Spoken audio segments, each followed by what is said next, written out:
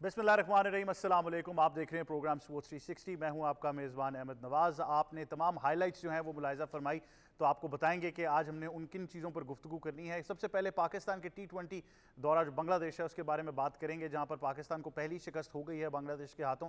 बड़ा ही एक interesting match रहा और हम बड़े बेताब थे जानने के लिए कि पाकिस्तान की क्या प्लानिंग और एग्जीक्यूशन होगी, क्या प्लेइंग 11 होगी। लेकिन तमाम तर सवालात के जवाब तो ज़रूर मिल गए, लेकिन वो इस तरीके से मिले कि अब थोड़ा ज़रा तशवीश का शिकार हम सब ज़रूर हो चुके हैं।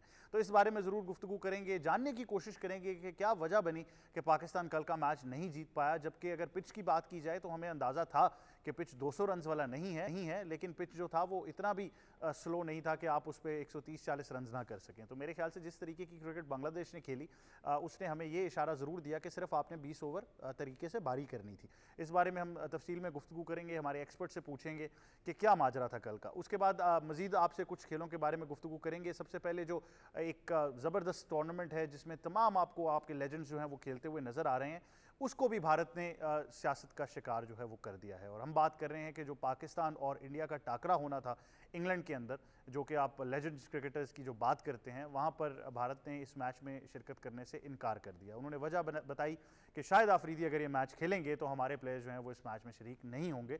और इस पर बहुत ज़्यादा तनकीद हुई है तमाम जितने भी क्रिकेटिंग सर्कल्स हैं। पाकिस्तान का मौक़िफ़ भी सामने आया है। इवन जो टूर्नामेंट ऑर्गेनाइजर्स थे उन्होंने भी एक स्टेटमेंट रिलीज़ की, और शाहिद आफरीदी ने भी अपनी जो स्टेटमेंट है वो मीडिया को दी, जिसमें उन्होंने कहा कि हमने हमेशा जो है खेलों को सियासत से अलग रखा है, लेकिन भारत जो है वो इसी एक मोड़ पर है कि हर दफ़ा खेल को जो है वो सियासत की नज़र करना है। तो इस बारे में ज़रूर गुफ्तगू करेंगे, क्योंकि मेरे ख्याल से बड़ा वाज़ेह हो चुका है कि पूरी दुनिया को अब ये फ़ैसला लेना होगा कि इस तरह की जो हकधर्मी है वो नहीं चल सकती। अगर क्रिकेट हो, फुटबॉल हो, हॉकी हो, कोई भी स्पोर्ट्स का टूर्नामेंट हो, वहाँ पर अगर भारत इस तरह की मनमानी करने की कोशिश करेगा तो पूरी दुनिया को अब ये फैसला लेना होगा कि आप खेलों के साथ खड़े हैं या आप सियासत को प्रमोट करना चाहते हैं। तो इस बारे में ज़रूर हम गुफ्तगू करेंगे, क्योंकि जितने भी मैं कमेंट्स कल से पढ़ता आ रहा हूँ, जिसमें साबिक क्रिकेटर्स हैं, कमेंटेटर्स हैं, जिस तरह मैंने आपको बताया टूर्नामेंट ऑर्गेनाइजर्स भी हैं, ये सारी स्टेटमेंट्स हमारे सामने हैं। और वहाँ पर तमाम लोगों ने बाकायदा तौर पर तनकीद की है कि ये भारत को ऐसा नहीं करना चाहिए था, क्योंकि जो फैंस हैं उनके साथ बहुत ज़्यादती हुई है। तो इस बारे में ज़रूर हम गुफ्तगू करेंगे। उसके बाद आपको बताएंगे पाकिस्तान के लिए एक शानदार खबर है, जहां पर पाकिस्तान अंडर 16 वॉलीबॉल का चैंपियन बन गया है। बहुत ही ज़बरदस्त मुकाबला हुआ फाइनल में, और लड़कों ने क्या ज़बरदस्त तरीके से ये टाइटल अपने नाम किया है। अगर आप इस टूर्नामेंट की बात करें तो पाकिस्तान ने दिफाई चैंपियन ईरान को एक सनसनीखेज मुकाबले में 3-2 से शिकस्त देकर ये टूर्नामेंट अपने नाम किया है। पूरे टूर्नामेंट में बहुत ज़बरदस्त कारकर्दगी रही है, हम बात भी करते रहे इस बारे में, लेकिन इन तमाम बच्चों को बहुत मुबारकबाद हो, क्योंकि पाकिस्तान का वॉलीबॉल का फ्यूचर तो बहुत ज़बरदस्त नज़र आ रहा है और एक बहुत बड़ी कामयाबी है। उसके बाद एक और बड़ी कामयाबी है पाकिस्तान के लिए, जहाँ पर पाकिस्तान के मोहम्मद आसिफ ने भारत को शिकस्त देकर मास्टर स्नूकर चैंपियनशिप जो है वो अपने नाम कर ली है, और एक शानदार कामयाबी रही है आसिफ की। इसके साथ साथ हसनैन अख्तर जो हैं उन्होंने भी अंडर 21 चैंपियनशिप में एक शानदार परफॉर्मेंस दिखाई है। तो पाकिस्तान के लिए स्नूकर की दुनिया में भी बड़े एजाज़ हैं जो जीते गए हैं, और इन दोनों को बहुत मुबारकबाद हो। आसिफ से भी जो है वो हमें बड़ी तवक्कुआत थी, और मेरे ख्याल से वो इन तमाम उम्मीदों पर पूरा उतरे हैं। उनको बहुत मुबारकबाद हो, और पाकिस्तान को बहुत मुबारकबाद हो। इसके बाद आपसे बात करनी है वज़ीर आज़म यूथ प्रोग्राम के बारे में, जहाँ पर 2000 टैलेंट हंट ट्रायल्स जो हैं वो मुकम्मल हो गए हैं। 7000 तकरीबन टैलेंटेड इंडिविजुअल्स हैं जिनको शॉर्ट लिस्ट किया गया है मुख्तलिफ खेलों के अंदर, और ये मेरे ख्याल से एक बहुत ही ज़बरदस्त ओमन है कि जहाँ पर आपको अब मुख्तलिफ खेलों के अंदर बाकायदा तौर पर यूथ इन्वेस्टमेंट जो है वो नज़र आएगी। तो इस बारे में भी ज़रूर आपको आगाह करना है, क्योंकि बहुत बड़ा प्लेटफॉर्म है जब आप बात करते हैं, और एक पूरी स्ट्रैटेजी के तहत, एक पूरी प्लानिंग के तहत जो है ये प्रोसेस पूरे पाकिस्तान में जारी रहा है। तो इस बारे में ज़रूर आपको आगाह करना है। उसके बाद आपसे बात करनी है अजान अली खान जो हैं वो Australian junior open squash championship में गोल्ड मेडल जीत चुके हैं। पाकिस्तान का नाम जो है वहाँ पर ज़रूर रोशन हुआ है। पूरी दुनिया में स्क्वॉश की बात की जाती है तो पाकिस्तान को आप इग्नोर नहीं कर सकते, लेकिन अभी एक और कामयाबी पाकिस्तान के लिए आई है, और इनको बहुत ज़्यादा मुबारकबाद हो, और पाकिस्तान स्क्वॉश फेडरेशन को भी बहुत मुबारकबाद। इन तमाम चीज़ों पर गुफ्तगू करनी है। मेहमानों से आपका तारुफ कराते हैं। सबसे पहले स्टूडियोज़ में मिल रही हैं पाकिस्तान की साबिक क्रिकेट कप्तान, international cricket commentator, broadcaster, presenter, हमारी sports expert and ICC hall of famer Sana Mir साहिबा। अस्सलाम वालेकुम, कैसी हैं आप? Thank you very much for joining us. साथ ही साथ हमें ज्वाइन कर रहे हैं साथी एंकर और एक्सपर्ट जनाब सईद मोहम्मद अवैस। अस्सलाम वालेकुम। वालेकुम सलाम। कैसे हैं आप? अल्लाह का शुक्र, आप सुनाएं? मैं बिल्कुल ठीक हूँ, thank you very much for joining अस। और साथ ही साथ हमें ज्वाइन कर रहे हैं सीनियर जर्नलिस्ट भी हैं, साथ ही साथ ये बड़ा ज़बरदस्त प्रोग्राम खुद भी करते हैं, और हमारे आज के तज्ज़ियाकार हैं जनाब अरसलान खोकर। अस्सलाम वालेकुम। वालेकुम अस्सलाम। कैसे हैं सर आप? मैं ठीक हूँ, आप कैसे? मैं बिल्कुल ठीक हूँ, thank you very much for joining us. Sana Mir साहिबा, क्या कहना चाहेंगी कल के माजरे के बारे में, क्योंकि मिक्स्ड इमोशन ज़रूर हैं, लेकिन आपकी क्या राय है? देखिए, एक्सपेक्टेड था कि बांग्लादेश आपको टफ टाइम देगा, पर ये एक्सपेक्टेड नहीं था कि इतनी डोमिनेंस से वो आपको हराएगा।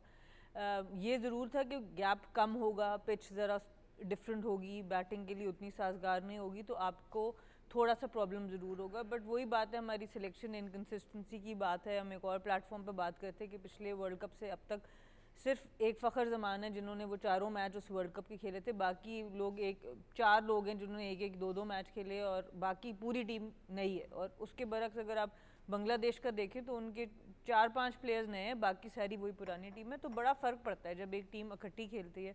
और स्पेशली शेर बंगला में उनका रिकॉर्ड बहुत अच्छा है। आज तक 19 मैच पाकिस्तान जीता था, 3 बांग्लादेश जीता था, उन 3 में से 2 बांग्लादेश शेर बंगला पे जीता था। तो आपको पता था जाने से पहले कि कंडीशंस क्या होंगी। अब बयान आ रहे हैं पिचेस के ऊपर और इस टाइप की बातें हो रही हैं, तो वो प्रोफेशनल इतना मुझे साउंड नहीं करता। आपको ये देखना है, आपको पता है आप किन कंडीशंस में जा रहे हैं।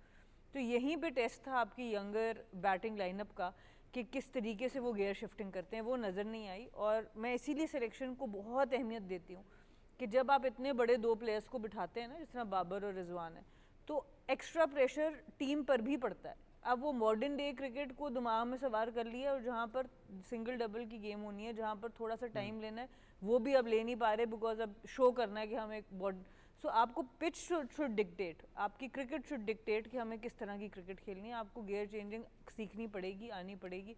वो एक फुकदान कल नज़र आया बहुत ज़्यादा।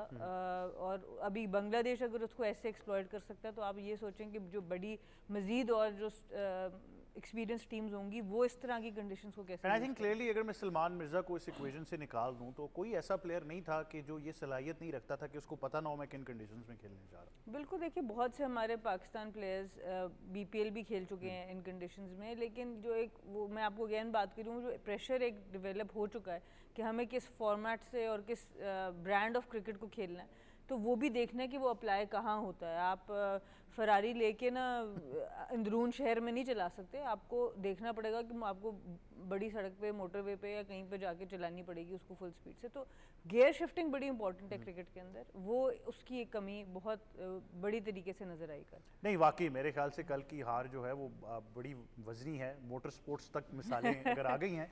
तो अवैस साहब क्या कहना चाहेंगे, क्योंकि कुछ चीज़ें हैं जो बड़ी पर्टिकुलर थी। हमने सीरीज से पहले जिस तरह उन्होंने कहा बात की थी कि हमें पता था क्या कंडीशंस होने वाली हैं, क्या होगा, और वो कहते हैं ना कि अब मैं नाम लूँगा तो फिर बात कहीं और चली जाएगी, लेकिन कभी कभार जब कोई चला जाता है ना उसकी याद उसके बाद आती है कि वो होना चाहिए था यहाँ पर। वो तो हमेशा याद है तुम्हारे जाने के बाद। लेकिन यार आपको याद हो हम ये डिस्कस कर रहे थे लास्ट ईयर अपना लास्ट प्रोग्राम के अंदर भी कि जहाँ पर थोड़ा सा टर्निंग ट्रैक होगा, आपने श्रीलंका में वर्ल्ड कप खेलना है, तो आपका जो पावर स्ट्राइक वाला जो एक दिमाग आपका चल रहा है वो डिक्लाइन की तरफ जाएगा, क्योंकि विकेट्स थोड़ी सी डिफरेंट है। कल के मैच में भी आप देखें तो विकेट थोड़ी डिफरेंट थी। यहाँ पर अगर आपको याद हो इससे पहले first time in the history, अगर मैं गलत नहीं हूँ, तो हुआ है कि पाकिस्तान ऑल आउट हुए बांग्लादेश के खिलाफ। 2 से 3 लड़के जो उनसे आपके से वो डबल फिगर्स में गए, उसके अलावा पूरा स्कोर कार्ड देखें तो आपकी सिचुएशन सामने ही है। लेकिन जो मसला सबसे बड़ा ये था कि जब आप बांग्लादेश के अंदर खेलो, उससे पिछला जो ट्रैक रिकॉर्ड देखो, उसने श्रीलंका में शिकस्त दी। बांग्लादेश में अगर बात करूँ तो न्यूजीलैंड को हराया हुआ है। आपको जेन में था कि विकेट्स किस किस्म की वो तैयार करेंगे। जब प्लेयर्स की बात करूं, बैट्समैन की, शायद उनके दिमाग में वही पाकिस्तान, एक जो कप्तान ने बात की ना, एक दिमाग में चल रहा था कि हमने 3-0 मारा हुआ है, स्ट्राइक रेट को मेंटेन करके रखना है। इन विकेट्स के ऊपर आप स्ट्राइक रेट को मेंटेन नहीं करते, आपके दिमाग में एक टोटल होता है, थोड़ा सा वेट करके बॉल को वॉच करके आप खेलते हो। यहाँ पर आप कल भी देखो, जब उनके तंजीद की बात करो, बाजिद जो उनके अपना जो ओपनिंग बैट्समैन थे अग्रेसिव थे, लेकिन स्टार्ट ऑफ द इनिंग्स में देखो उसने बड़ा, खास करके बाजिद की बात करूँ कि बड़ा केयरफुली उसने हैंडल किया बॉल को। आप सॉफ्ट हैंड से उसको देख रहे थे, खेल रहा था, क्योंकि जो पाकिस्तानी पेसर की बात करूँ, क्लेवर बॉलिंग थी, लेफ्ट आर्म पेसर बहुत ज़बरदस्त था। यार देखो आप मैच के अंदर आते हो, बेशक जो भी आपका ओपोनेंट हो, लेकिन इंटरनेशनल डेब्यू और विकेट डिफरेंट किस्म की, और आपने टोटल जब दिमाग में रखो तो दैट मीन्स के ऊपर प्रेशर ज़्यादा होता है। ब्रिलियंट बॉलिंग स्पेल था उसका, बहुत सिंपल था। जो मज़े की बात ये थी कि जो आखिर जो आप फिंगर्स को रोल करते हो, बेसिकली स्लोअर वंस को आपको समझ आ रही थी। कप्तानी का कल फ्लॉप के अंदर बहुत बड़ा नजर आया। मुझे पता है कि लोग कह रहे हैं ये अपना साइम अयूब को मुझे नहीं पता कि इसलिए इंट्रोड्यूस करवाया गया था। मैं इस हक में था कि आपके पास ऑप्शंस ठीक है, लिमिटेड हैं, या आपके पास ऑप्शंस हैं, एटलीस्ट आप अपने स्ट्राइक बॉलर्स के साथ तो जाओ ना, जो प्रॉपर बॉलर्स हैं आपके, ताकि आप उन पर प्रेशर डाल सको। आपने वहां से प्रेशर रिलीज करवाया। लेकिन कोच की अगर बात करूं, जो आके उन्होंने प्रेस कॉन्फ्रेंस की जिसमें उन्होंने कहा कि ऐसी विकेट्स नहीं होनी चाहिए। देखें, जब आप अपनी होम कंडीशंस पे खेलते हो तो आप बेनिफिट अपनी टीम को देते हो, और अगला मैच मुझे नहीं पता कि वो किस किस्म का स्क्वायर टर्नर बनाते हैं यहाँ पर। दैट मीन्स कि उनके भी जेन में होगा कि हमने पाकिस्तान को ही अपनी टीम को अपलिफ्ट करना है, हमने श्रीलंका खेलने जाना है, हमने स्पिनर्स के ऊपर डोमिनेट करना है। ये बयान आके देना कि विकेट नहीं थी आईसीसी के हिसाब से, विकेट थोड़ी दूसरी होनी चाहिए, आई डोंट थिंक सो कि इस लेवल के ऊपर जाके ये बयानबाजी होनी चाहिए। आपको मानना पड़ेगा आपकी कप्तानी में कल फ्लॉ था, आपके बैट्समैन परफॉर्म नहीं कर पाए। शायद हमारे बैट्समैन को आज भी 2-3 चीज़ें जेन में हैं कि शायद मिड विकेट पे ही स्कोर होता है सीधे बैट से, क्योंकि इन विकेट्स के ऊपर ज़्यादातर आपको पता है कि आपको कोशिश होती है कि आप सीधा स्कोर ज़्यादा करो या ऑफ साइड पर आप ज़्यादा खेलते हो। लेकिन दिमाग से निकालना पड़ेगा कि आपका सिर्फ मिड विकेट रीजन एरिया है, क्योंकि बांग्लादेश के बैट्समैन को कल उठा के देखें मिड विकेट पे कितनी शॉट्स खेली हैं, 20% होगी, बाकी अच्छा, क्या जबरदस्त बात है कि अपने घर में बनाए तो स्लो टर्नर्स बना दें, कोई मसला नहीं है। किसी और के घर में बने तो एतराज़ कर दें कि पिचेस ठीक नहीं है, फिर सीमेंट बना कर दे दें आपको। लेकिन बात मैं चाहूँगा आप इस पर ज़रूर कमेंट करें। एक चीज़ मैं ज़रूर अप्रिशिएट करना चाहूँगा कि एक फ़खर ज़मानी थे जिन्होंने एनालाइज कर लिया था कि पिच किस तरह की, और उन्होंने वो उस हिसाब से खेलते हुए नजर आए। उसके अलावा साइम आउट हुए तो मैं सोच रहा था एक ही फील्डर है और उसी को पकड़ा उन्होंने। हारिस आउट हुए, मैंने कहा यार एक ही फील्डर है स्क्वायर लेग पे, उसी के हाथ में मारी, तो वो बड़ा आना जाना लगा रहा। जरा देखें, एक तो आपने हीटर लगा के पिचेस बना ली, किसी ने कहा आपको यार बड़ा गलत किया आपने, नहीं कहना चाहिए। फिर आप एक ऐसी पिच पे बात कर रहे हैं ये पिच ठीक नहीं है, 7 की 7 विकेटें तो पेस बॉलर्स ने ली हैं, उसमें तो स्पिनर ने कुछ किया ही नहीं। आप कैसे कह सकते हैं कि पिच ख़राब है? दूसरी बात, 152 स्ट्राइक रेट है हारिस का, 142 है फ़खर का, 138 है साइम का, 125 है सलमान अली आगा का। आपका टॉपेस्ट हिटर खुशदिल शाह 104 का स्ट्राइक रेट है उसका, 129 का स्ट्राइक रेट है बाबर आजम का, 38.8 यानी 39.8 यानी 40 की एवरेज है, 125 स्ट्राइक रेट है रिजवान का, 48 की उसकी एवरेज है। दो के प्लेयर्स के अगर एवरेज स्कोर बना लें तो 90 रन पर मैच में वो उनके स्कोर ले।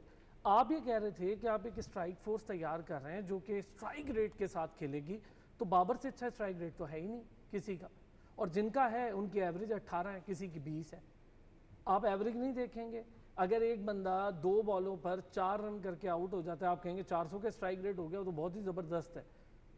ये प्रॉब्लम आ रही है कि आप ये ऐसी क्रिकेट खेलने जा रहे हैं जैसे गली मोहल्लों में क्रिकेट होती है। T20 तो ऐसी खेली जाती है, तेज़ आहिस्ता नहीं खेलना, ये नहीं होता। पिच देखकर टीम सिलेक्शन होती है, पिच देखकर आपकी कैप्टनसी डिसीजन लेती है, पिच देखकर बैट्समैन बैटिंग करता है। मुझे तो यही पता है, बाकी मैं हमसना बैठी नहीं, इस पिच को देख के फैसला किया गया था कि सुफियान को नहीं खिलाना। वो उसको तो खैर जो पिच देखकर फैसला किया गया तो वो आप भी जानते हैं। मुझे तो लगता है उनके डेब्यू के जब उन्होंने अपने पहले 3 मैचेस खेले और जो परफॉर्मेंस दी उसके बाद ही कहीं फैसला हो गया था नहीं ये तो नहीं खेल सकते। देखिए सुफियान का ना, मुझे लगता है कि उस बेचारे से गलती हो गई है कि वो टीम में आ गया, बहुत बड़ी गलती होगी, वो फंस जाएगा, वो आगे भी इसी तरह खेलता रहेगा। नवाज को 1 ओवर का बॉलर आपने बना रखा है, उन्होंने आपके सारी टीम आउट कर दी, कुछ आप रन आउट। फ़खर की आप बात कर रहे थे, पहले ही शुरू में कैच आउट होते होते बचे हैं, ठीक है, 3 कैचेस उनके ड्रॉप, हाँ वो स्वीप मारी, वो बिल्कुल 3 कैचेस ड्रॉप हुए हैं। 44 आप माइनस करें, 60 की आप टीम है, तो आप 60 के साथ बांग्लादेश को हराने जा रहे हैं उनके अपने मुल्क में। नहीं तो वो इतने नोट्स लिए जा और रहे हैं, आपको क्या लग रहा है कि फ़खर का कैच इस बार नहीं पकड़ा तो अगली बार भी छोड़ देंगे? वो ऐसा पॉसिबल है? हमने तो एक्सपेक्टेड है, नहीं हम तो यही उम्मीद रखेंगे ना, लेकिन एक्सपेक्टेड है ना, हमें है बांग्लादेश से, पता नहीं मुझे तो नहीं है, लेकिन आप ठीक कह रहे हैं। हम यही भाई, आप अपने स्ट्राइक रेट को अगर बाबर आजम के स्ट्राइक रेट से मैच करके कहें यार रिजवान के, यार ये देखो ना इनका तो स्ट्राइक रेट, तो मुझे दिखाएं ना उससे अच्छा स्ट्राइक रेट दिखाएं और मुझे बताएं कि भाईजान इसकी एवरेज देखें, इसकी 40 की एवरेज है, स्ट्राइक रेट इसका 160 का है, तो मैं तो कहूँगा यार बाबर को बाहर करो, क्यों खिला रहे हो? 129 के एवरेज यानी 130 के स्ट्राइक के साथ 40 की एवरेज है उसकी, 126 के स्ट्राइक रेट के साथ 48 की एवरेज है रिजवान की। कैसे जस्टिफाई करेंगे? पहले तो ये जस्टिफाई करें। बिल्कुल, जो आपने स्किल कैंप लगाया, आपने कहा ये सारे स्किल्ड प्लेयर हैं, Hasan is a very good talent, 5-0 है उसके, 1 सेंचुरी है, तो क्या आप 1 सेंचुरी को सारी ज़िंदगी चलाएंगे उसकी?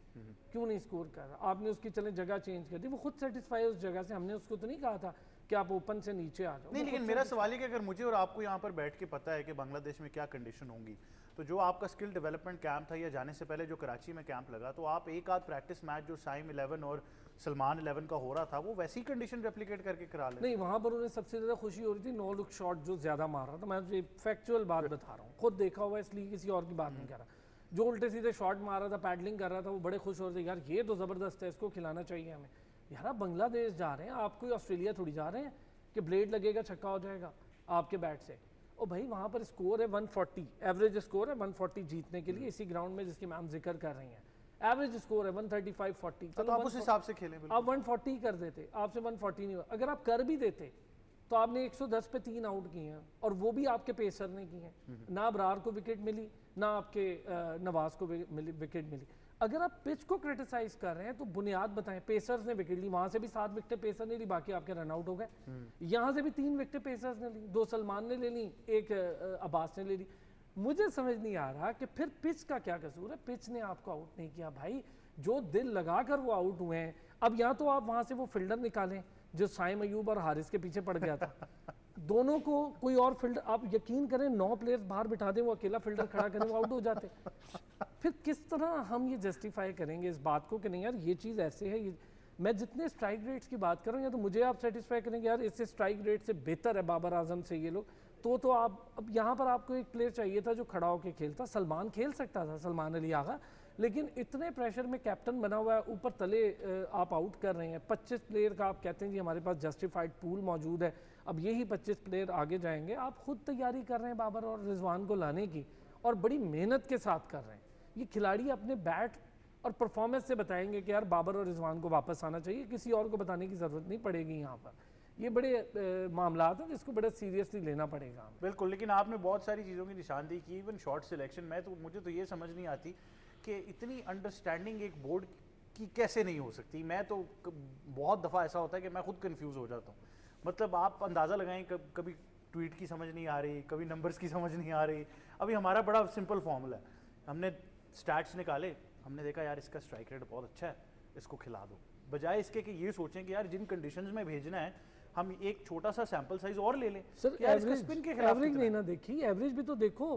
किसी की 20 की एवरेज है और उसका 152 का स्ट्राइक रेट है, आप उसे को 20 रन कर दे, हमें 152 स्ट्राइक रेट। और ये कहा भी गया कहीं ना कहीं कि मुझे 50 वाले प्लेयर नहीं चाहिए। ये जो स्टैट्स है ना, इनको जो समझना है और इनका इस्तेमाल है, ये भी एक पूरी साइंस है। आपका बेशक 20 का एवरेज हो और आपका स्ट्राइक रेट 150 का हो सकता है कि you are a very excellent number 6 number 7 प्लेयर, क्योंकि नंबर 6 नंबर 7 पर जाके आप 50 या 100 नहीं कर सकते। इतना ही रन, आपको वही 20-30 रन आपकी एवरेज होगी, वो भी बड़ी बात होगी, क्योंकि आपने आखिर के 4 ओवर्स में हिटिंग करनी है जहाँ पे फील्डर्स भी बाहर हैं और बॉल भी पुराना है।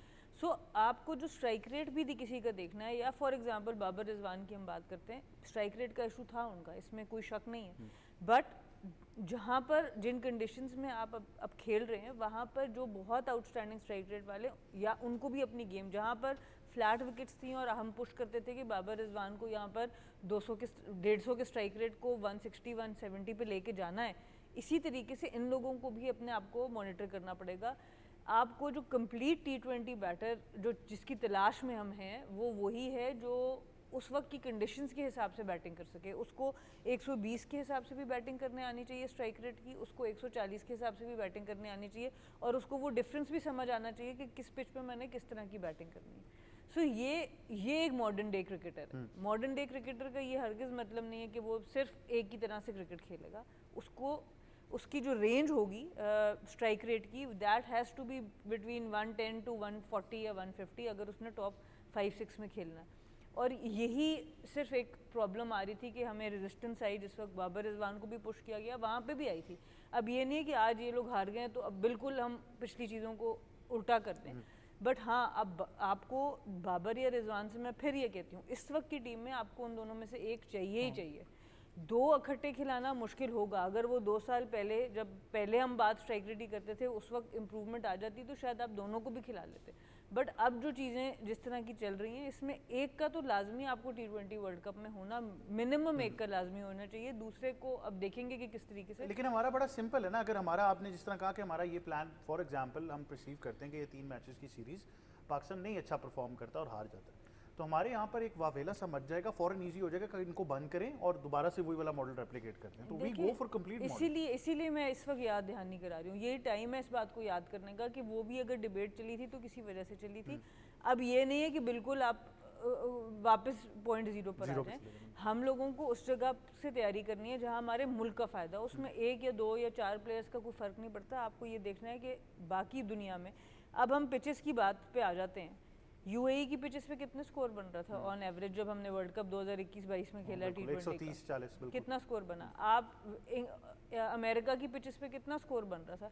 तो पिचेस की बात करना बहुत अजीब, मुझे बहुत अजीब लगा कि ये बात बिल्कुल बनती नहीं थी। आपके पास वो प्लेयर होने चाहिए जो अगर आप एक अच्छे बॉलर हैं, ठीक है, अगर बाकी बॉलर्स को, फॉर एग्जांपल आप पिंडी की विकेट ले लें, अगर बाकी बॉलर्स को ओवर में 12 रन आ रहे हैं और आप बहुत आउटस्टैंडिंग बॉलर हैं तो आप उस पिच पे भी 8 रन पे बॉलिंग कराएंगे, ठीक है। अगर आप बहुत अच्छे बॉलर हैं जहां पर स्पिन विकेट या अच्छी फास्ट बॉलिंग की विकेट है, बाकी लोग जैसे मुस्तफिजुर की आप बात कर लें, बाकी लोगों ने भी अच्छी बॉलिंग कराई, किसी ने 4 ओवर में 15 रन दिए, किसी ने 20 दिए, उन्होंने क्या किया, उन्होंने 6 रन दिए।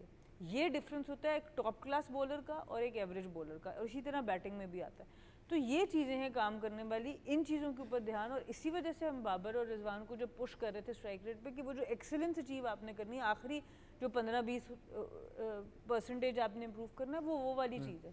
प्लेयर वो जिस क्वालिटी के हैं वो हमसे कोई एतराज़ उसका ख़त्म ही नहीं कर सकता, बिल्कुल ऐसे। ऑब्वियसली वो ज़बरदस्त। बिल्कुल, और मैं चाहूँगा क्योंकि आपने बिल्कुल सही कहा कि अभी से इस चीज़ की निशानदेही कर दें, तो आप ट्वीट भी कर दें, आजकल सुना भी जा रहा है, तो आई एम श्योर कि ये बात भी नोट कर ली जाएगी। मेरी बात सुनो, अब इधर से भी हटवाओगे? नहीं, मैं तो देखें चाह रहा हूँ कि ये बात उन हलकों तक पहुँच जाए, दोनों में से एक को खिला। अहमद मशहूर हैं, वो कहते हैं आप ट्वीट वाली के साथ बैठे ना, हमने कहा आपका देखिए एक सेटअप और है, जी जी बैठे तो आप मुझे कैसे घसीट लेते हैं अपने साथ, मुझे ये नहीं समझ आती।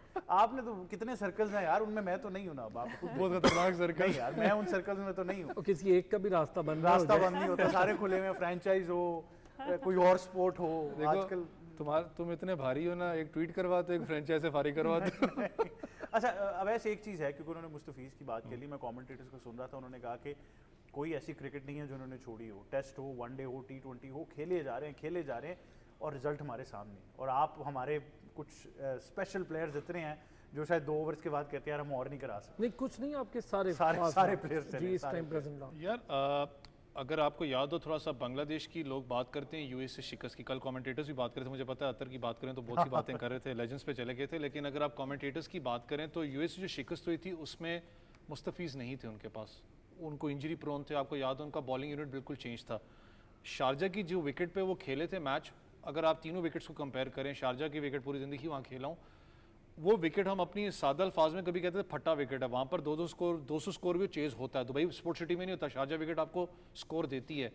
अगर आप उनकी बॉलिंग यूनिट की बात करें, ज़्यादा मार उनकी पेस यूनिट को पड़ी थी, क्योंकि मुस्तफीज़ का पता लग रहा था कि उसका ना होना कितना बड़ा डेंट है इनके लिए। लिंटन दास अकेला क्या करता वहाँ पर। कल भी अगर आप देखो तो बॉलिंग यूनिट में जो स्पेल उसने करवाया, उसने आई गेस सिर्फ 4 रन दिए, 2 रन दिए अगर मैं गलत नहीं हूँ। वो स्पेल आप चेक करो, सिर्फ उसने विकेट टू विकेट जो उनसे वेरिएशंस लेके आया ना, मैंने उसको देखा है कि ज़्यादा उसने कहीं ऑफ साइड के ऊपर बॉल रखी हो। एक होता है ना कि आप डिसीव करते हो बैट्समैन को, उसने विकेट टू विकेट ही ज़्यादा टारगेट किया। He was unplayable for them. उसकी बॉल ज़्यादा डिप अंदर हो रही थी। अगर आप देखो, जो मैंने कहा ना फिंगर्स को आप रोटेट करते हो, दैट शोज कि वो क्वालिटी कितनी है। टेस्ट क्रिकेट के अंदर आप बात कर लें, T20 के अंदर बात कर लें, तो वो लड़के की फिटनेस और खास करके उसने इंप्रूवमेंट आपको नजर आती है। और खास करके जब वो बांग्लादेश में खेल रहा हो, he is literally very dangerous, जहाँ पर स्लो विकेट होगी।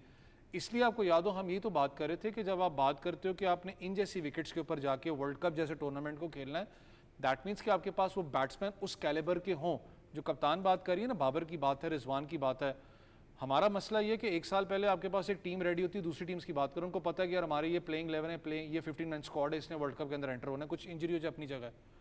अभी तक हमें पता ही नहीं है कि आपका मिडल ऑर्डर कौन संभालेगा। आपके अगर पूरे मिडल ऑर्डर में आप उठा के देखो, बेशक आप सीरीज जीते हो, आपके पास फ्लैबॉयंसी है कि आपने हर किसी ने अपना स्ट्राइक रेट को दिमाग में रख के बैटिंग करने गया है।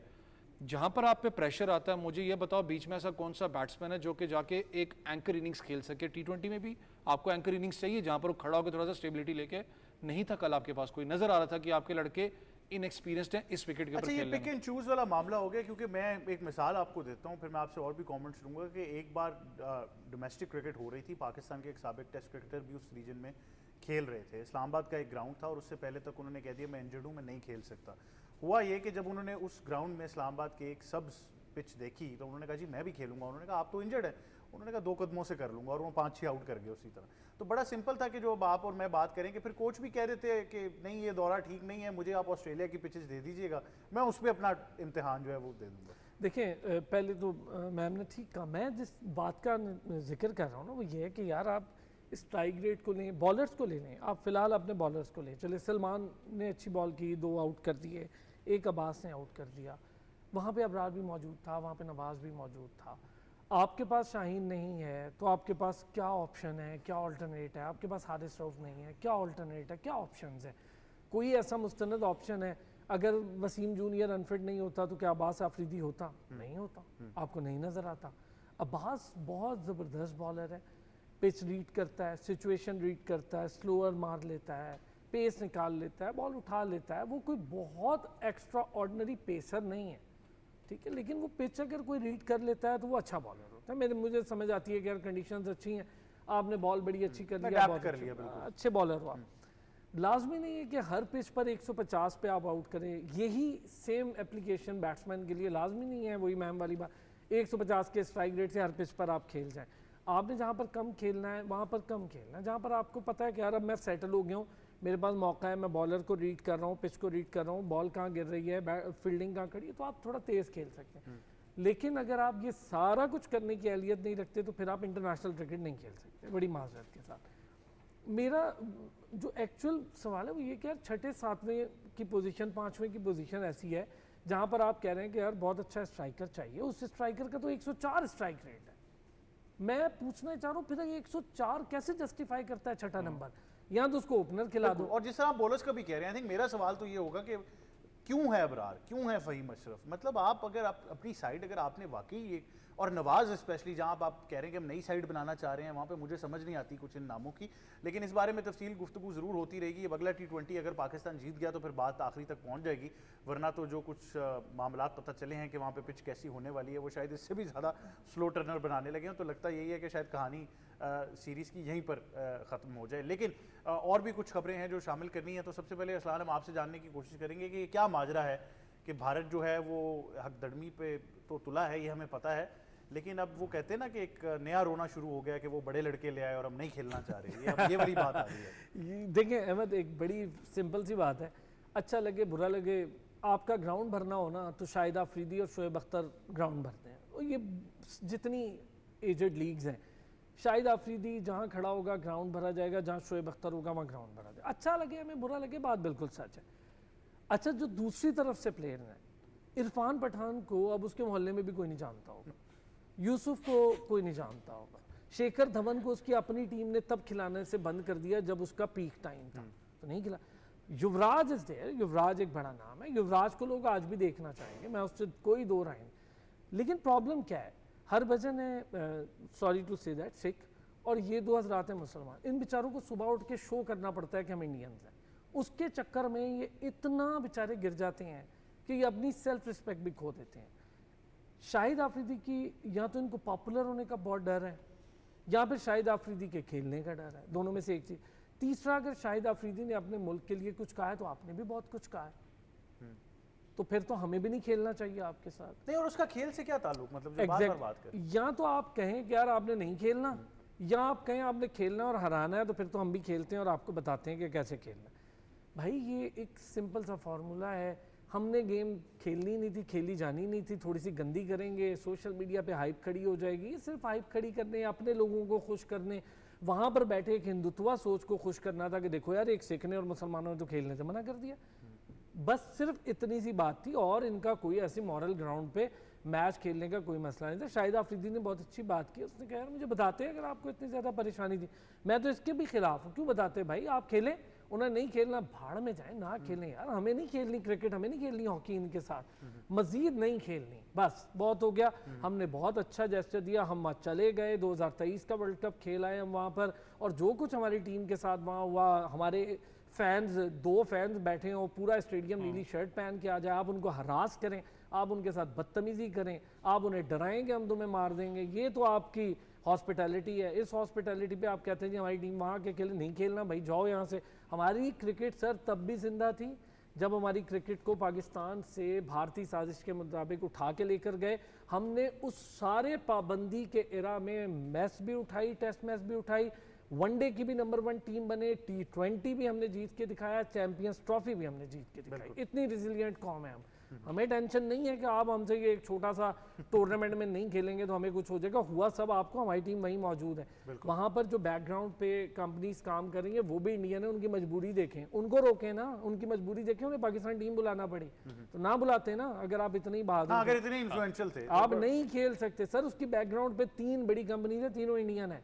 और आपको पता है कि जिस दिन ये सब कुछ हुआ, शाहिद आफरीदी को उनकी मैनेजमेंट ने, लिटरली बात बता रहा हूँ, जो आप शाहिद आफरीदी से चाहें तो कंफर्म कर लें, शाहिद आफरीदी को मनाने की कोशिश करते, सर आपने कहीं नहीं जाना, आपके नाम पे लोग आ रहे हैं, इनको छोड़े, इनको हम मना। इस हद तक बात हुई। तो शाहिद आफरीदी वहां से गया, मैं देख लूंगा कितना ग्राउंड में लोग आ जाते हैं देखने के लिए, चाहे इंडियन एक्सपेक्टेटर हो चाहे पाकिस्तानी क्रिकेट फैन हो। Shahid Afridi is Shahid Afridi, is a big name. You like it or you don't like it, people will come to see Shahid Afridi. बिल्कुल, बड़ा सिंपल है, ग्लोबल सुपरस्टार हैं अवैस, यानी बड़ा सिंपल था। जो अरसलान ने भी सारी डिटेल तो हमें बता दी है कि it was another propaganda attempt, लेकिन मेरे ख्याल से लोग भी अब स्मार्ट हो गए हैं, लोगों को समझ आ रही है। Organizers are in hot waters right now. अब WCL में एक हम सब कई जान पहचान वाले काम भी कर रहे हैं, उनसे मेरी बात हो रही थी तो वो यही कह रहे थे कि जो आपने बात अभी की कि सबसे ज़्यादा इस वक्त जो कमेंट्स की बात करें, जो प्रेशर ऑब्वियसली जो ऑर्गेनाइजर्स हैं उनके हैं, लेकिन ऑर्गेनाइजर्स की बात करूँ अगर ज़्यादा उनको मसला था, वो भी तो इंडियंस हैं पीछे बैठे हुए, हाफ ऑफ द लॉबी तो इंडियंस बात ठीक है, टीम ना बुलाते। और अभी मैं वही बात आपसे कर रहा हूँ कि एक ये टूर्नामेंट कराने से पहले वहाँ पर जब पूल हुआ था जिसके अंदर बर्मिंघम है या डिफरेंट जो सिटीज़ हैं जहाँ पर पाकिस्तानी और एशियन कम्युनिटी ज़्यादा रहती है, वहाँ पर ये मैचेस आपको पता हो रहे हैं। पाकिस्तान टीम के लिए, मैं पाकिस्तानियों की बात नहीं कर रहा, नॉर्मल एक कम्युनिटी की बात करूँ, 90% वोट था कि पाकिस्तान टीम को इसमें डालें। और यही सेम लागू आपको पता है चैम्पियंस जो लीग है वापस क्रिकेट की स्टार्ट हो रही है, जिसके अंदर आई गेस पाकिस्तान के CEO शायद गे भी थे, उनको एंटरटेन नहीं किया। और पाकिस्तान टीम का अभी है नहीं कि पता कि जो टॉप पाकिस्तान सुपर लीग जो जीती है वो खेलेगी या नहीं खेलेगी, जो न्यूज़ वहाँ से आ रही थी। कोशिश तो पूरी होती है, लॉबिंग सिस्टम तो आपको पता है। एक सबसे बड़ा मसला ये था कि शेखर धवन ने अनफॉर्चुनेटली जो बहुत ही बुरे रिमार्क्स आपको पता है पास ऑन किए थे शाहिद अफरीदी के, शायद वो फेस भी नहीं करना चाहते थे। मेरी हमेशा एक चीज़ रही है सिस्टम इस अपना माइंडसेट के अंदर, चाहे वो क्रिकेट है चाहे कोई भी स्पोर्ट्स है, मसला ये है इनको कि खेलना एक अलग सिस्टम है, हार जीत का है, कि अगर ये पाकिस्तान से हार गए तो जो पीछे जो इनका इशू होता है वो बहुत बड़ा है और इनको पता होता है माइंडसेट के अंदर, क्योंकि चाहे वो लेजेंड्स है चाहे अंडर-19 क्रिकेट है, उनको पता है कि इसमें कैरियर बनता भी, इसमें कैरियर ख़त्म भी हो जाता हमारा, और ये हुआ है पहले भी, ये भी कहीं बैक ऑफ द माइंड में चलता रहता है। लेकिन जो मामलात हुए हैं आई गेस, फिर मैं कहता हूँ कि क्रिकेट के अंदर खासकर स्पोर्ट्स के अंदर नहीं होना चाहिए। क्राउड आपका फुल भरा हुआ था, टिकट्स बिक चुकी हुई थी। स्पॉन्सर्स की बात करें, दिस इज़ द बिगेस्ट मैं कहता हूँ मैच आफ्टर जो भी मामला हमारा पाकिस्तान इंडिया का, तो उसके बाद एवरीवन वाज वाचिंग इट कि यार होगा मैच।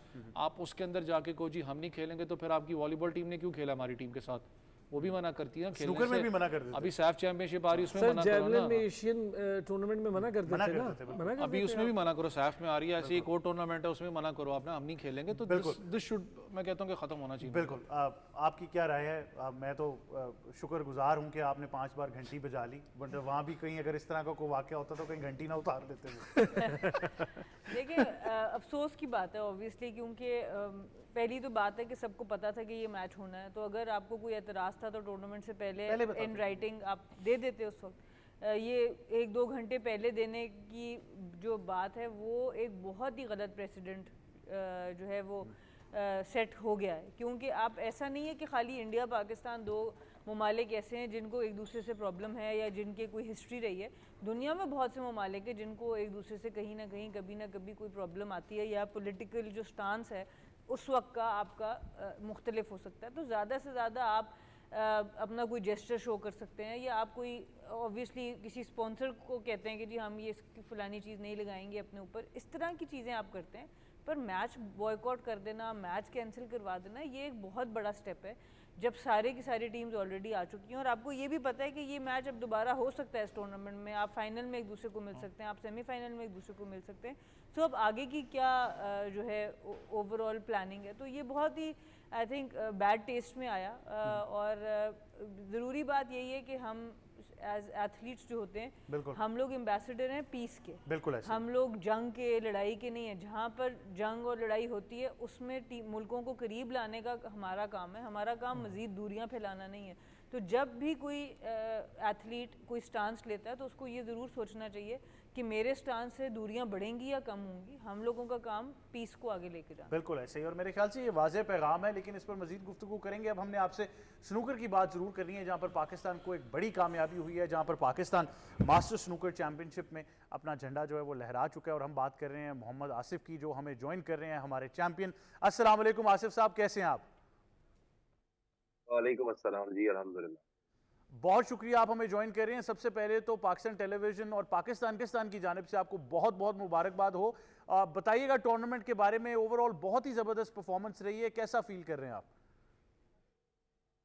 खैर मुबारक जी, बहुत शुक्रिया। अल्हम्दुलिल्लाह टूर्नामेंट बहुत अच्छा रहा और सब प्लेयरों ने हमारे दो प्लेयर जीते, मैं और जीता और हसनैन अख्तर जीता। दोनों ने माशाल्लाह बहुत मेहनत की और कोशिश की और पाकिस्तान के लिए दो मेडल जो है वर्ल्ड टाइटल पाकिस्तान के नाम। बिल्कुल, थोड़ा सा अपना मैचेस के बारे में ज़रूर हमें बताइएगा, क्योंकि एक बड़ी ज़बरदस्त आपकी कैंपेन रही है। इसके बरक्स भी जो आपकी पसे पर्दा मेहनत चलती रहती है, मैंने खुद भी वो देखी है। लाहौर में भी जब आना हुआ तब भी वहाँ आपसे मुलाकात हुई थी। मुझे ज़रा बताइएगा, ख़ास तौर पर जो भारत वाला मैच था उसको लेकर लोग बहुत ज़्यादा बात कर रहे हैं, वो कितना एक मेंटल प्रेशर गेम कितनी थी वो? देखिए जी, मैं समझता हूँ कि जब भी इंडिया के साथ मैच आता है तो मेंटल प्रेशर तो बहुत ज्यादा होता है और बिलखसूस जब अपनी आवाम के लिए इंसान मुल्क के लिए खेलता है तो फिर यही होता है कि यार जीतना है और खासकर इंडिया से मैच आता है तो फिर प्रेशर जो है वो ज्यादा हो जाता है क्योंकि लोगों की एक्सपेक्टेशन जो है वो आपसे बहुत ज्यादा होती है, हाई होती है। तो फिर उसको बरकरार रखना काफी मुश्किल है।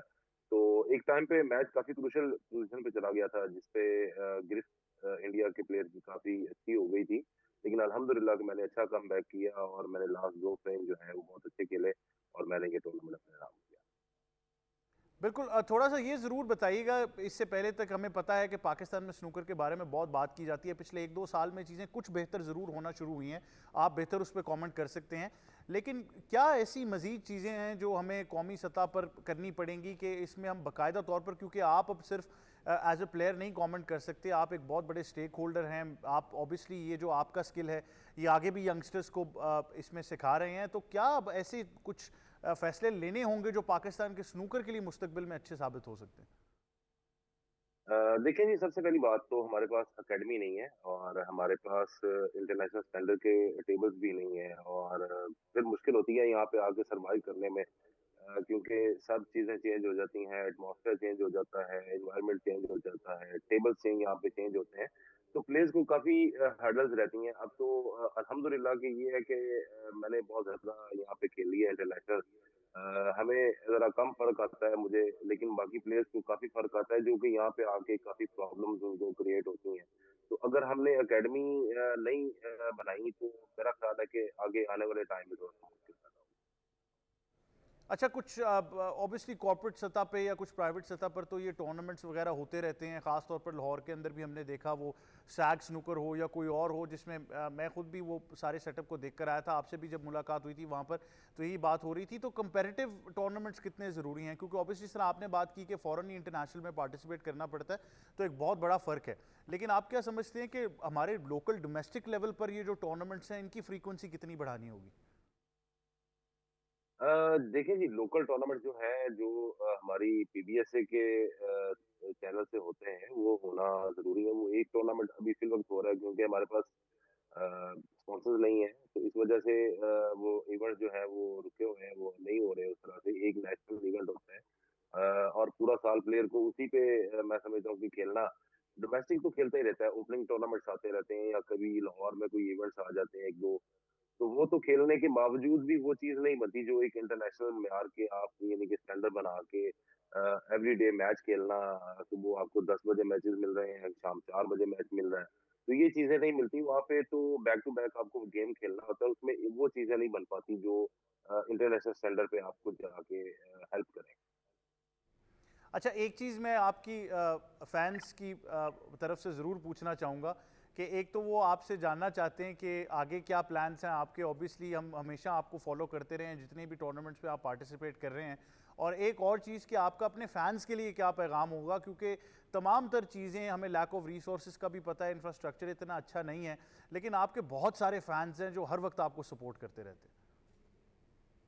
जी बिल्कुल, मैं जितने भी हमारे फैन्स और फ्रेंड्स हैं स्नूकर लवर्स हैं, उन सबका मैं दिल से शुक्रिया अदा करता हूँ कि उन्होंने हमेशा हमें सपोर्ट भी किया है और हमेशा मोटिवेट किया है। और मैं उनको यही कहना चाहूँगा कि हम जो प्लेयर यहाँ पे आते हैं, उनको ज़्यादा से ज़्यादा हौसला अफ़ज़ाई करें और मैं समझता हूँ कि प्लेयर्स को हौसला अफ़ज़ाई मिलती है, तो वहाँ पे जब भी बाहर आके इंटरनेशनल खेलता है, तो उसको काफ़ी हेल्प होती है इस चीज़ की। और मैं समझता हूँ कि स्नूकर को बेहतरी के लिए हमारे जो लोकल जितने भी इवेंट्स होते हैं, उसमें स्पॉन्सर्स का होना बहुत ज़रूरी है। स्पॉन्सर्स को आगे आना चाहिए ताकि हमारी गेम जो है, वो ज़्यादा से ज़्यादा हो सके, हमारे प्लेयर जो हैं, उनको खेलने के मौके ज़्यादा मुयस्सर आएँ और पाकिस्तान के प्लेयर जो हैं, वो ग्रो कर सकें। बिल्कुल ऐसे ही है। आसिफ, आपका बहुत शुक्रिया कि आप हमें ज्वाइन करे थे। एक बार फिर पूरी पाकिस्तानी कौम की तरफ आपको बहुत मुबारक हो। Thank you. ये थे हमारे master snooker champion Mohammad Asif, जिनकी गुफ्तगू आपने मुलाहिज़ा फरमाई और मेरे ख्याल से इतने पॉजिटिव रहे हैं। आसिफ से आप कभी भी ज़ाती हैसियत में भी मिले, he is always very positive. तो डिस्पाइट के जो सेटबैक्स रहे हैं, आई थिंक उन्होंने इतनी पॉजिटिविटी दिखाई है और यही वजह है कि उनको इतनी ज़्यादा कामयाबी भी और पजीराई भी मिलती है। लेकिन आई थिंक पाकिस्तान के लिए एक शानदार खबर है। लेकिन एक और शानदार खबर है सना के अंडर 16 वॉलीबॉल चैंपियनशिप भी हम जीत गए हैं। तो आई थिंक बहुत ज़बरदस्त स्पोर्ट्स, क्रिकेट को छोड़ के अगर बात करें तो बहुत ज़बरदस्त चीज़ें चल रही हैं। बिल्कुल, ये बहुत ही अच्छी बात है पाकिस्तान के लिए। मैं बार बार बात करती हूँ कि क्रिकेट में सेचुरेशन होती है, जिसकी वजह से और भी मसले पैदा होते हैं। तो ये बहुत अच्छी चीज़ है, हमारे बाकी एथलीट्स बाकी स्पोर्ट्स में हमारा नाम रोशन कर रहे हैं और हमें पूरी तरीके से उनकी मदद करनी चाहिए। हमें उनको प्राइम टाइम पे प्रोग्राम्स देने चाहिए, स्पॉन्सर्स देने चाहिए, उनको लाइव कवरेज देनी चाहिए। अभी तो हम एक टिकर पे या एक चीज़ पे सुन लेते हैं उन्होंने जीत लिया, पर उन्होंने जीता कैसे, अगर वो हम देख सकें, अगर वो हम महसूस कर सकें, तो आई थिंक वो फ़ैन फॉलोइंग बहुत ज़बरदस्त बढ़ जाएगी। और बहुत बहुत मुबारकबाद अंडर 19 टीम को भी और उनके सपोर्ट स्टाफ को भी और उनकी फैमिलीज़ को भी। बिल्कुल अरसलान, शानदार वॉलीबॉल में इतनी ज़बरदस्त परफॉर्मेंसेज हैं, लेकिन ये बच्चे इतनी कम उम्र में अंडर 16 में वो मेंटल प्रेशर गेज करना और जिस तरीके से जीते हैं, बड़ा मज़ा आया। बड़ा इन्वेस्ट कर रही है वॉलीबॉल फेडरेशन। और दूसरा, ईरान जिसको हराया ना, वो पावर हाउस कहलाता है। 3-2 मैं एक्सपेक्ट नहीं कर रहा था ईरान से कि ईरान को, और जो 2 पाकिस्तान हारा है वो बहुत टफ थे। खास तौर पे जुनेद और इरफान की परफॉर्मेंस को मैं कहता हूँ कमाल कर दिया। एक बिल्कुल फ्रंट पे खेलता है, वो नेट क्लोजर खेल रहा था, और एक बिल्कुल बैक पे खेल रहा था, उसने सारे पॉइंट सेव किए हैं। ये बहुत कमाल। और मैं तो मैच देख के इतना खुश हुआ, मुझे लग ही नहीं रहा था यार पाकिस्तान की टीम है इतने ज़बरदस्त तरीके से वो मेहनत कर रहे हैं। बाहर से कोचेस भी लेकर आए, नो डाउट। नेटबॉल के साथ थोड़ा सा अनफॉर्चुनेट हुआ, लेकिन उन बच्चियों को हम उनके डिस्क्रेडिट नहीं कर सकते। प्लेट डिवीजन था, वो सबको पता था, अच्छा तो थोड़ा सा हो गया, लेकिन उन बच्चियों ने बड़ा कमाल किया। स्कॉश के बच्चे बहुत अच्छा खेल रहे हैं, 25,000 20,000 के वो टूर्नामेंट्स खेल रहे हैं, वो अच्छा खेल रहे हैं। रिसेंट बड़ी अच्छी हमारी हॉकी अभी जूनियर और सीनियर में दोनों फाइनल खेल कर आ गए, बहुत अच्छा खेले, बहुत ज़बरदस्त खेले। और जेवलिन में एक और गोल्ड आ गया आपके पास, तो ये एक अच्छी चीज़ है।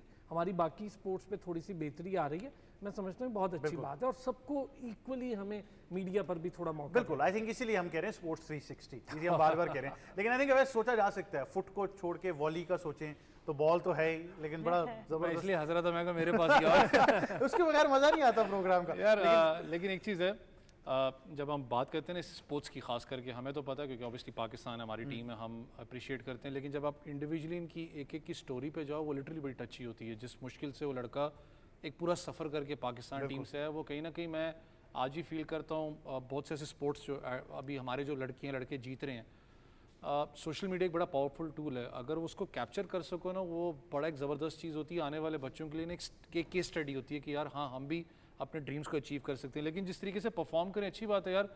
हम खुद भी कप्तान भी यहाँ बैठी हैं, असलान भाई भी हैं, लिटरली हम स्पोर्ट्स क्रिकेट पे ज़्यादा करते हैं। ऐसे क्रिकेट कह रहा हूँ, हम खुद भी तंग पड़ जाते हैं कि यार नहीं यार, दूसरी स्पोर्ट्स के बारे में हमें बात करनी पड़ेगी। और ये हम अपने लिए तो कह सकते हैं, लेकिन आपने बैलेंस ठीक रखा हुआ है। यहाँ पे आपकी तरफ से नहीं है ये शिकायत, लेकिन बहुत शुक्रिया आप तीनों का कि आप हमें ज्वाइन कर रहे थे। पाकिस्तान के लिए शानदार कामयाबियां रही हैं, स्नूकर हो, वॉलीबॉल हो, इवन हॉकी की जिस तरीके से बात की गई कि सीनियर जूनियर दोनों में फाइनल्स तक पहुंचे। मेरे ख्याल से मजीद इन स्पोर्ट्स पर फोकस होगा तो मजीद कामयाबियां पाकिस्तान के लिए आएंगी। यही था आज का स्पोर्ट्स 360। मुझे और टीम को दीजिए इजाज़त। अल्लाह हाफ़िज़।